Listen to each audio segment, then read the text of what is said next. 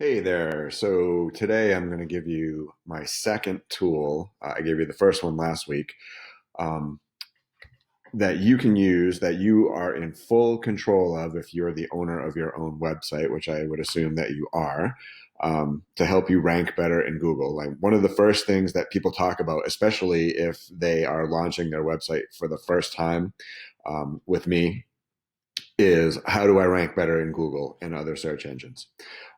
Last week, I talked a little bit about your title tag and your meta description. If you have not seen that, I will place a link below, or if you're watching this on Facebook, just look in my videos.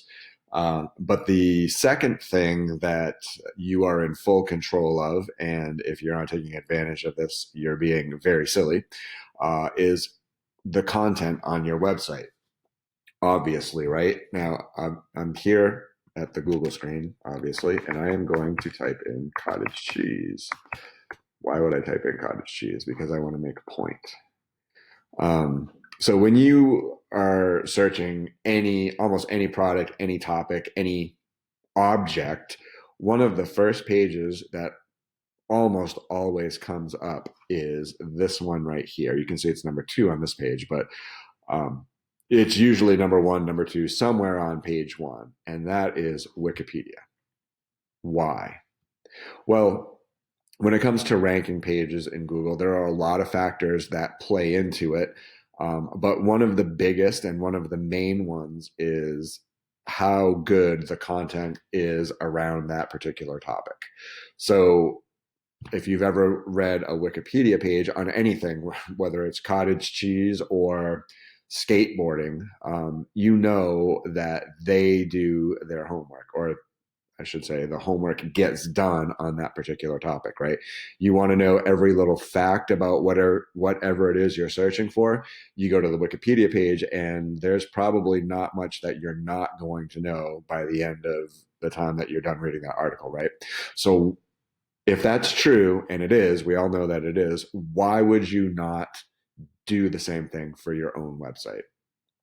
One of the hurdles that I've run into in the past, when I've been working with other folks on a website, is, well, we don't want to put, too much text on the page because it's going to mess up the design. It's going to mess up the white space.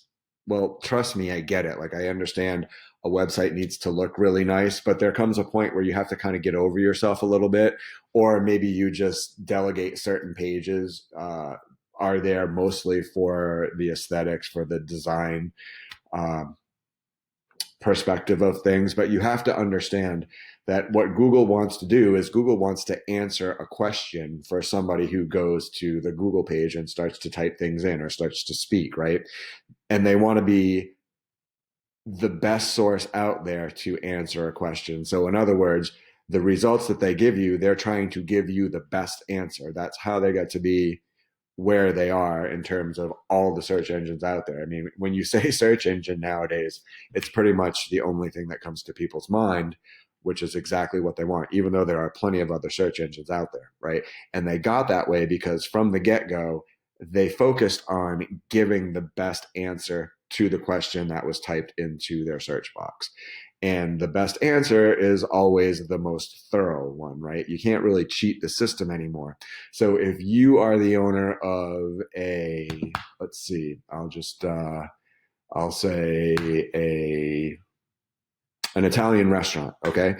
And your physical Italian restaurant is located in an area that also has a lot of other Italian restaurants, then you better write some good quality content about your topic. And that doesn't just apply, it applies to everything. If you're a pool cleaner, if you're a landscaper, any sort of business that has a lot of competition for that same type of business in an area, in terms of there are a lot of other websites, then you better write some good quality content because that's what Google's looking for. They know that somebody just did a search for landscapers in, I don't know, Dayton, Ohio. Um, they want to give that person the best landscaping website out there. So, and that is fully in your control. Whether you hire somebody to do your website or not, even if that's the case, then you can give them the content to update your website, or you can tell them, hey, look, I need to improve my SEO. I want to write some really good articles on my website, or the static pages that are there all the time. I need to update them, and I need to craft some content around these certain words. So if you're a landscaper, that could be things like, I don't know, how to build the most beautiful flower bed if you live in the Northeast, or uh, annuals and perennials that grow well in such and such a state. Whatever the case may be, you need to craft content around that, and you need to do it thoroughly. Now, Google's really smart. It's learning about pictures, but I'll go back to what I was saying before. If you are afraid to mess up the design of your website, um, in terms of like messing up the white space, because you want the layout to look just so, then maybe delegate some pages that are just for that. But you still need to have that quality content, those articles that are written uh, laser focused on a particular topic, and have several of those, have many of those. And what you'll start to notice over the period of a month and a half, that the traffic to your site is going to start going up. Now, again, this isn't the only factor, but I'm focusing these videos on things that you have direct and immediate control of, really. You can start writing better content for your website right off the bat.